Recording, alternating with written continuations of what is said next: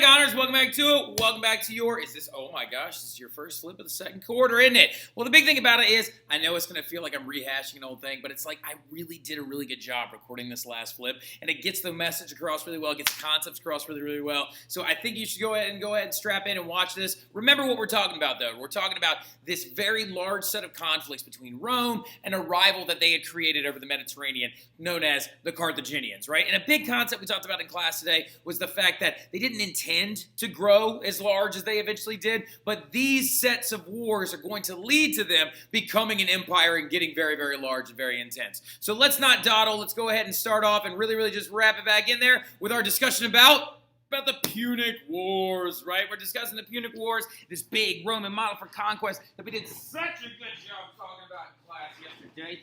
Particularly, I think we had a really, really good time in B and C period, right? And I know we're going to have a good time in F period today, right? Now, the big thing about it, though, getting into it, we started talking about the Roman model for conquest, right? We started talking about how the heck is Rome going to go from this little bitty baby village with, like, little mud huts to being this big? Well, the big thing about it, though, in general, is we did discuss how this was never the intended plan for Rome, and every...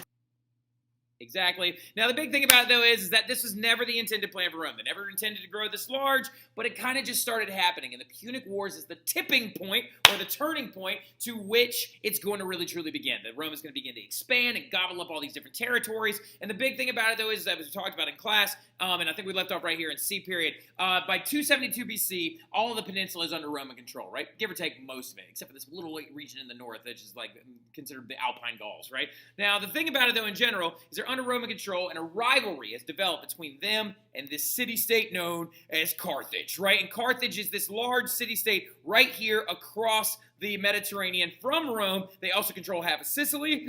They also control Corsica and Sardinia, and they also have a very, very large navy, right? Because they were founded by the Phoenicians, and the Phoenicians were a trade people that actually developed the phonetic alphabet, and that is where their foundings culturally are actually going to lie, right? And as we can tell, they are a trade society, trade-based civilization. They have tons and tons of boats, and their military is best known as their navy, whereas Rome, their military is best known as their land army, right? We kind of got like a little bit of a Peloponnesian War situation going on here, but the big thing about it, though, getting into it, is what is the big cause of this rivalry? What's the big cause of this war? What is really going to be the driving force to bring these two to collision course with one another, these two nemesi. Now, the big thing about it, though, in general, it's all trade, right? It's all trade. Everybody has to understand that most of this stuff is always going to be caused by money and how much money you are making and the other guy is not, right? Like, so the thing about it is we believe that as historians in the historical community that, one, first and foremost, you don't want a big bad baddie right next door to you, right? First of all, one big cause of this war is going to be the fact that Carthage is very, very large and very intimidating, and Rome does not like the fact that they're very, very close by, so this could lead to the war as well. But a big thing also is these harbors and ports right here on Sicily, which are the only natural harbors really in Italy at all that were originally colonized by the Greeks and then later taken over by the Carthaginians, right? And so Carthage controlled half of Sicily, and this big hullabaloo started up, and it leads to the very first Punic War, right? And the very first Punic War starts mostly due to the fact that what's going to happen is it's all going to be over Sicily, right? They wanted Sicily. They didn't like how Carthage was very, very large and very, very close by. And the Sicilian ports are going to become very important to Rome with the ability to trade throughout the Mediterranean, right? But again, it's one of these little weird situations where Sicily's a small island, right? It's not that large, right? It's only about the size of, like, southeast Louisiana, right? So the big thing about it, though, in general, is these first battles that start over the island of Sicily have a very weird origin story. The very first Punic War actually happens because Rome allied with this small city-state of Syracuse, and they tried to take Sicily from Carthage, and then Carthage allied with these pirates. It's a whole thing. It's pirates. They're everywhere and stuff like that. Basically, the other little weird thing about it, too, is that pirates are just any guys on a boat without a country. But in general, pirates were involved, Syracuse was involved, and Rome and Carthage go to war with each other, right? Well, in a big way, this war wasn't originally a stalemate, right? A lot of small battles that never really had a big result because Rome was up on its peninsula with its cliff line, like coastline, and so there was no way for the Carthaginians to get to them. And then the Romans couldn't go up and fight the Carthaginians because the Carthaginians were out in the water and they had a very, very big navy, right? Well, the thing about it is Rome is going to decide to build a navy, right? They literally build a navy out of sunken Carthaginian ships, right? Look, sunken Carthage ship. All right, so literally we actually look at the first Punic War, and apparently, according to the story, is that Romans found boats at the bottom of the ocean. Boats like these triremes, just like the Carthaginians actually built. They found them, dug them up from the bottom of the ocean, and then reverse engineered them, right? This right here is one of those bronze battering rams we talked about on the front of the triremes that would pop a hole in a boat and then actually sink it down to the ground, right? Or sink it down to the bottom of the ocean. The big thing about it, there's another one right here. Look, if I found one of these, I'd geek out. My ultimate nerd job is underwater archaeologist, just to let you know.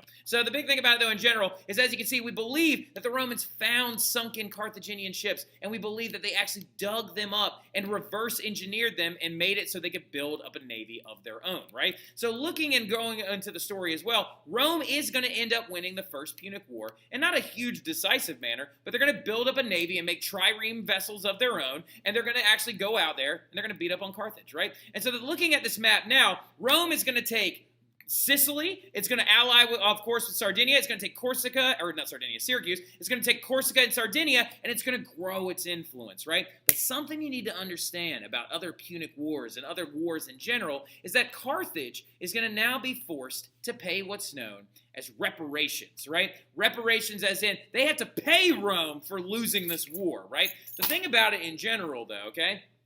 Write that down. Carthage has to pay for the war. Write that down. Carthage has to pay for this war, right? Carthage has to pay for the war, and they start running out of money, right? So and it's when this one very prominent individual comes into power and play, right? So there was this guy in the First Punic War who was a navy admiral in and of himself, but he fought for Carthage. He didn't fight for Rome, right? And he's really furious with Rome because he doesn't like the fact that he lost to Rome, right? That Carthage has lost to Rome, and now that his country must pay them back, right? He finds it disgusting. He's actually, fun fact, a mercenary as well. Technically, Carthage has no army. This is another little weird thing about Carthage. They don't have an army. They have to pay people to go out there and be their army, so that's why they would pay sailors all the time to have a really big navy. So the big thing about it in general, though, is this guy is furious with Rome. He hates Rome's guts now because he has lost to them in war, and his name is Hamilcar, right? Hamilcar is this very prominent figure in Roman history who's going to be very important going forward. Hamilcar is this general of the Carthaginian forces, and he is furious that he now has to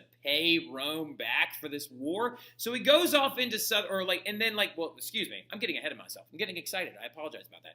Hamilcar has to pay off Rome for the losing of this war, and he also has a son, and his son's name is Hannibal. And Hannibal at this point in the First Punic War is a young man, very, very young and stuff like that. And Hamilcar hates Rome so much that he makes Hannibal swear on a sacrificed dead goat that he will forever hate Rome. I want you to imagine that for a hot second. Your dad just kills a goat and puts it on a pedestal, and you have to put your hand on top of it and swear to forever hate Rome, right? And so Hamilcar, with the aid of his son Hannibal, who is right here, their last names are both Barca, B-A-R-C-A, Hannibal Barca and Hamilcar Barca. So now the big thing about it is Hannibal and Hamilcar are going to be very, very important, right? And so apparently Hannibal swears on this dead animal that he will forever hate Rome, which is actually right there underneath his foot. Now the big thing about it, though, is that Hannibal and Hamilcar are disgusted with Rome, and they hate the fact that they have to pay them back, so they go off into southern Spain, where they try to find silver mines, right? So Hamilcar and Hannibal head off into southern Spain, down here in this area right here. Come on, map. Come on, map. Where you at, map? Map, I need you. If there's a place you gotta go, I'm the one you need to know. I'm the map. I'm the map. I'm the map. If there's a place you gotta get, I can get you there, I bet. I'm the That's right. Thank you, Map. All right, so the big thing about it is Hannibal and Hamilcar, Hamilcar being the dad, Hannibal is the son, head off into southern Spain and take over these areas right there, right? They name one very prominent city, Carthago Nova, or New Carthage, and they create all these different little silver mines, right? And they start trying to mine all this silver to pay Rome back for the First Punic War. But Rome tells them straight up, they're like, hey, you two, over there in Spain, messing around. We've got colonies over here in this area right here. Don't you dare cross that river. Don't you dare cross that river. You cross that river, we're going to go to war again, and we're going to come over there and we're going to whoop your tails, right? Hamilcar and Hannibal take this as a massive insult, being like, what do you mean, don't cross this river? And then they did what? Cross the river anyway, right? So Hamilcar and Hannibal decide to start attacking Roman forces in the south of Spain because they're like, we've had enough of this crap. We've had enough of this garbage. We're just going to go out there and we're going to fight the Romans and we're going to do whatever we want. And so Rome is going to be threatened when Hamilcar and Hannibal start going and trying to invade them. Hamilcar stays back in Spain. Listen to me closely. Hamilcar stays back in Spain and fights the Roman forces in Spain, right? And then Hannibal decides, oh no, father, I'm not going to sit here in Spain and fight the Roman forces. I'm going to march on the city of Rome itself and try to destroy it from the inside, right? Hannibal recruits a massive army of thousands of men and decides that he is going to march over the Alps, those really, really tall mountains that protected Rome in the north, and he's going to show up and march on the city of Rome, right? The thing about it, though, in general, is he even brought elephants over the Alps, which is bananas. He apparently brought 38 elephants over the Alpine mountain range. Quick interjection, really, really fast. This is super important. This event is so famous, it's even like symbolized in The Simpsons.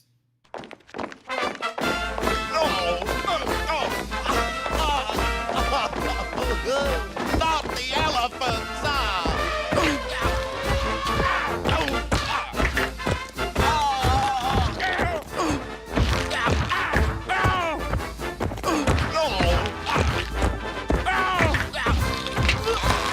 Which is crazy. Can you imagine taking 38 elephants over frosted mountains and stuff like that?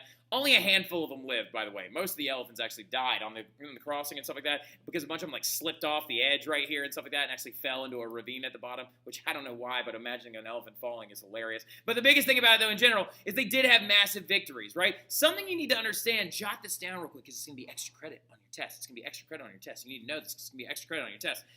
Hannibal, when you're talking about the Second Punic War, a lot of people like to talk about how Hamilcar was in Spain, fighting off the Roman forces. Hannibal goes into Italy, and he's like marching onto like Rome and stuff like that. Everybody's like, oh, was he there for like 5 minutes? Was Hannibal only there for like a month and a half? Hannibal was in Italy for 16 years, burning down farms, burning down other people's villages, burning down other things, trying to goad all the Roman forces to come out and fight him, right? And actually, at one point, there was this one gigantic battle, this one huge battle where, where Rome goes out to try and fight Hannibal and stop him and stuff like that, and all of his forces. And what ends up happening, though, in the long run, is Hannibal is sitting on top of this giant elephant. It's his favorite elephant. It's his pet elephant. The pet elephant's name is Sura. And, so he's sitting on top of his favorite elephant, and he's just looking at the Roman forces, and he's just like, what do you want, bro? Come at me, right? This Carthaginian general is threatening all of Italy, burning all these things to the ground. The Romans show up very cocky and arrogant during the Second Punic War, during this 16 years of being destroyed by the Hannibal's army and stuff like that. And so they go out there at the Battle of Cannae, and they try to fight Hannibal, and they lose in a huge way, right? Hannibal's armies literally apparently took Romans prisoners because their arms got tired of stabbing Romans to death. It's crazy. They legitimately apparently fought the Romans so badly, but the thing about it was Hannibal never took the city of Rome. Hannibal never took the city of Rome. He was sitting on Sura, and Sura died later on, which really stinks. But he was sitting on Sura at one point, and they tried to attack the city of Rome, but there's this huge marsh that actually is around the city of Rome, and he couldn't get through it. And actually, while he was trying to get through this big marsh and swamp and stuff like that outside of Rome, he got an infection in his eye, and they had to dig it out with a sword and pop his eyeball out to keep him from dying, right? So Hannibal spent 16 years trying to attack the city of Rome, and he never fully got all the way through, which is absolutely bananas. But while he's doing this, he's destroying all this stuff. He's killing Roman soldiers at the Battle of Cannae. His arms are getting tired from stabbing people to death. And then, a stroke of genius. A Roman general comes along by the name of Scipio Africanus, right? Other quick interjection, really, really fast. Because I know the honors kids, you'll love this, and I want to drop it in there for the Elenas and the Olivias and the Haleys and all those people, and the Megan Wolfs, right? So the big thing about it is also this event, this guy Scipio Africanus is such a big deal that he was immortalized in film as well in a very famous Oscar-winning movie known as The Gladiator, which stars Russell Crowe. It's one of my favorite films of all time. And he literally is referenced in one of the big battle scenes that you can see right here. If we stay together, we survive. Pleased to bring you the Legionnaires of Scipio Africanus! Right? Scipio Africanus rolls up and decides that he is actually going to be the guy that's going to go and turn the tide of this war, right? Scipio Africanus is going to be the main member of the Second Punic War that is going to turn the tides from Carthage winning with Hannibal and Hamilcar towards the Romans winning, right? This stroke of genius by Scipio Africanus is like, wait a minute, Carthage doesn't have an army. They pay these guys, right? They control Spain, and Hannibal's wreaking havoc all over Italy. But wait a second. If he's here and Hamilcar's over there, then who's protecting Carthage? Oh, wait, no one. And so Scipio decides to take a large Roman army through the Alps into Spain, defeats the Hamilcar forces, and Hamilcar dies out there, actually, which is really interesting. Hamilcar goes out there and tries to de-Carthagify Spain, right? So he goes out there, he attacks Spain, Hamilcar dies in one of these massive battles and stuff like that, and at this point, Hamilcar is dead, and Hannibal is still in Italy, and Scipio is getting closer and closer to the city of Carthage. And literally, he's just like, Hannibal's like, I'm not, oh God, oh no. And then Hannibal, right, in this moment, is when Hannibal wouldn't budge, so he turned his sights on the city of Carthage, right? So the big thing about it in general is Scipio is on his way to attacking Carthage, and so Hannibal now has to leave Italy, stop attacking all of Italy, and he has to go and defend Carthage, right? And at the Battle of Zama, this massive Roman victory at the Battle of Zama, when Scipio's forces defeat Hannibal's forces, Carthage surrendered in 202 BC, right? Hannibal even had to flee and find another job in another kingdom. The last we ever heard about Hannibal with his one eyeball and stuff like that is he was like living out towards Turkey, and he was like a general of one of their armies and stuff like that. And one of the last things we heard is one of his grand military plans was to throw snakes at another army, right? Now the big thing about it though is Carthage is going to lose because Scipio Africanus is going to attack Carthage while all the Carthaginian forces are in Italy and in Spain, right? Genius move. And that's actually why he's called Scipio Africanus. He's called Africanus because he went out and attacked Africa, right? You see how that works? He earned a nickname because he went out and attacked Africa, Scipio Africanus. And then the big thing about it, though, is the last one you need to know is the Third Punic War, which broke out in 146 BC. It's basically like Rome was just like, you know what stinks? Carthage still exists. So they're like, let's go destroy them. And so Scipio's grandson goes off and destroys Carthage, like burns it to the ground, wrecks it completely and stuff like that, and decides to burn it into ruins, right? There are ruins of Carthage still left that were popping up around, but according to the story, is Rome even actually went out and decided to salt the land of Carthage to prevent anything from growing, right? Now, an interesting little fact about this is that when you salt the land, it makes it so nothing will ever grow there ever again, which is like a giant Roman screw you for the rest of eternity. They're like, you know what, Carthage, nobody likes you anyway. And they decide to salt the land and destroy everything that they held dear. But the thing about it in reality, it would be borderline impossible to salt all the lands of Carthage. So what Romans would usually do whenever they declared war is they would bring a piece of the land of Carthage into the Roman Forum. They would literally have like a square of grass from Carthage. They would put it in the Roman Forum. And they'd be like, we declare war on Carthage. And they'd stab it with a spear. And then apparently in a ceremony, they salted that little piece of land, right? Like, so like now, but I still think it's funny that they like salted all the land. Now, after that though, what's going to happen is now that they've taken over Carthage, they're on the like western bank of the Mediterranean. They turn their sights to all these other people all around the Mediterranean. They go out and attack Greece and they take them over. They go out and attack Macedonia and they take them over. They go out and actually attack parts of Asia, and all this begins to fall under Roman control, right? They use diplomacy and threats during the Punic Wars. But the big thing about it in general is that the Punic Wars set up this model for Roman conquest, that they're going to expand and grow very, very rapidly, right? Now, the thing about it is, after that, the Roman Republic would be divided up into provinces, and a governor would be appointed to rule each one of them. The people of the new provinces had to pay taxes to Rome, and a lot of them were taken into slavery, right? So something that you need to focus on really quickly when we're looking at this gigantic empire, right? All the people that lived here were known as the Gauls, right? All the people that lived here were the Visigoths. All the people that lived here were the Carthaginians, Egyptians, all this stuff later on. Every time that Romans would take something over, they would bring these people back into Rome as slaves, right? So Visigoths were being brought into Rome as slaves. Gauls were being brought into Rome as slaves. Carthaginians were being brought into Rome as slaves. The Greeks were being brought into Rome as slaves. As a very special kind of slave, they were actually used as tutors for their children and stuff like that because Greeks are smart. So they were like, oh, teach my kid how to read, dum-dum. Yeah, the big thing about it, though, in general, is they started bringing them all into indentured servitude and slavery, right? And so what's happening is we now have a lot of major effects of Roman conquest, right? Because of this, we got problems that are popping up in the late Republic period because of all this conquest, right? So Rome has taken over Carthage. They're now gone. Hannibal and Hamilcar, both now dead, right? And we're moving forward. But the thing is remember, Hannibal was in Rome, or in Italy, for 16 years on the back of an elephant trying to destroy the place. So we're going to have some issues, right? some big issues include the fact that, first and foremost, a lot of people are dead, right? So, like, a lot of Roman soldiers are dead, right? Remember at the Battle of Cannae, Hannibal, just his arms were getting tired from stabbing so many Romans that he took prisoners, right? So you got a lot of manpower lost, right? Lost many soldiers during these wars of expansion. And a big thing about that is that men in Roman society had a lot more rights than women, and women weren't allowed to own property in Rome, right? And because of which is super screwed up, I agree, Molly. But looking at this going forward is you have to understand is that when these soldiers wouldn't come back, their land was left open, and patricians would start gobbling it up, right? And Rome didn't have like a constitution per se, and even the systems of beliefs that they believed in, which could be called the Roman Constitution, was only meant for one city, not an empire, right? And so veterans of these wars also feel crazy unsupported and taken advantage of, because the ones that did live and made it all the way back to their farms during the wars of conquest, and while Hannibal was in Italy destroying all these farms, a lot of their farms have been destroyed, right? And they're just sitting there on smoldering heaps of ash, and they're like, bro, what am I supposed to do with this? My family's all dead. Like, I'm sitting here with no land, and they burned all my land. All my crops are gone. How am I supposed to stay alive? And the veterans had all these patricians rolling up to them because the countryside is in shambles, and the soldiers are coming back to garbage, and all their farms have been destroyed. And the thing about it is what's happening is Rome is not taking care of its veterans, right? This is a problem in our society even to this day. Is taking care of veterans is very, very important, but it's something that we do not do well enough, right? And the big thing about it in general, though, is that these veterans in ancient Rome are coming home, and their farms are destroyed. Their families are dead. They have no way of making money, but then who's slippering up a little bit? Some people are showing up wanting to make some money off this, and these patricians are coming up to these plebeian soldiers being like, oh, I'll buy your burned down farm from you, but I'm not paying full price. I'm paying a small amount.